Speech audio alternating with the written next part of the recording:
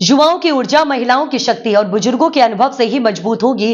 हिंद मजदूर सभा। उक्त उद्गार हिंद मजदूर सभा के राष्ट्रीय सचिव मुकेश गालव ने हिंद मजदूर सभा की प्रांत की कार्यकारिणी बैठक को संबोधित करते हुए कहा और सभी पदाधिकारियों को संगठित होकर आने वाली चुनौतियों से अवगत कराया। आपको बता दें कि रविवार को west central railway employees union के मुख्यालय में हिंद मजदूर सभा का प्रांतीय बैठक का आयोजन किया गया, जिसमें प्रांत के सभी पदाधिकारियों ने अपनी मौजूदगी दर्ज कराते हुए कई महत्वपूर्ण निर्णय लिए। ये बैठक प्रदेश अध्यक्ष नेम सिंह मरकाम के नेतृत्व में संपन्न हुए, जहां प्रदेश महामंत्री नवीन लिटोरिया ने पूरा एजेंडा प्रस्तुत किया, जिसका सभी सदस्यों ने एक राय बनाकर समर्थन किया। बैठक को हिंद मजदूर सभा के राष्ट्रीय सचिव मुकेश गालव ने संबोधित करते हुए कहा कि सरकार किसी प्रकार मजदूरों के खिलाफ कार्य करने जा रही है। अब समय आ गया है जब हम सभी को संगठित होकर इसका मुंह तोड़ जवाब देना होगा। बैठक में सरकार की नीतियों पर भी गहन मंथन किया गया और निर्णय लिया गया कि सभी असंगठित क्षेत्र के मजदूरों को संगठित कर यूनियन बनाने का काम किया जाए। वहीं बैठक में 12 ट्रेड यूनियन ने महत्वपूर्ण निर्णय लेते हुए योजना बनाई और आगामी 20 मई को एक दिवसीय हड़ताल का सर्वसम्मति से निर्णय लिया गया। वहीं बताया गया है कि युवा इकाइयों और महिला शक्ति का गठन किया जाए, क्योंकि अब युवाओं की ताकत, महिलाओं की शक्ति और बुजुर्गों का अनुभव ही हिंद मजदूर सभा की ताकत बनेगा, जिसका सभी पदाधिकारियों ने एक स्वर में समर्थन करते हुए हिंद मजदूर सभा के साथ कदम से कदम मिलाकर चलने का संकल्प लिया।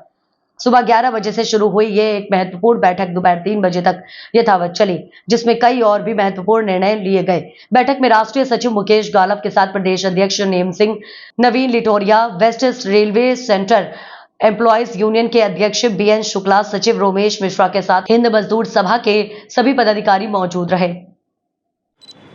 आज जबलपुर में हिंद मजदूर सभा मध्य प्रदेश प्रांत की प्रांतीय कार्यकारिणी की बैठक मध्य प्रदेश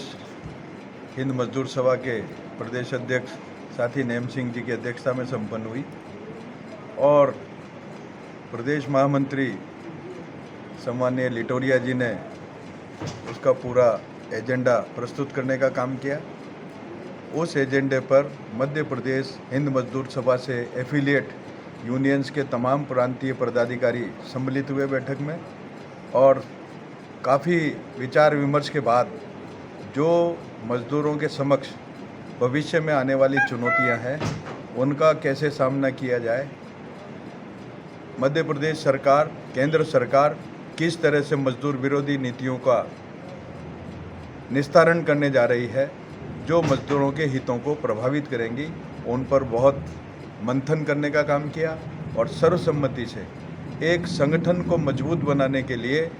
असंगठित क्षेत्र की जितनी भी है, असंगठित क्षेत्र के मजदूर जितने भी हैं वो उनको संगठित करके मुख्य धारा में ला करके और संगठित बनाने का काम किया जाए, यूनियन बनाने का काम किया जाए। इस तरह के उन्होंने फैसले लेने का काम किया है। इन तमाम चीज़ों को लेकर के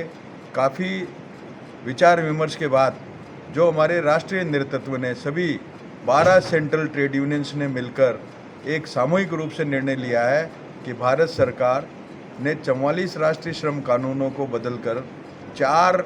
लेबर कोड के अंदर, 4 श्रम संहिताओं के अंदर जो संसद में 3-4 साल पहले प्रस्ताव पारित किए हैं, उन 4 श्रम संहिताओं को ये अप्रैल माह में क्रियान्वयन करने जा रहे हैं और वो कोई भी किसी भी सेंट्रल ट्रेड यूनियंस की मांग नहीं रही। ये तमाम उद्योगपतियों के, पूंजीपतियों के दबाव में ये सारा सब कुछ संशोधन होने का काम हुआ है। तो इसके विरोध में पिछली 18 मार्च को सारी central trade unions, 12 central trade unions ने संयुक्त रूप से ये निर्णय लिया है कि अगर बिना हमने ऑलरेडी इन 4 लेबर कोड पर अपने विचार प्रस्तुत कर दिए हैं, बहुत डिटेल में विस्तार से विचार दे दिए हैं, लिखित में भी दे दिए हैं, मौखिक रूप से भी दे दिए हैं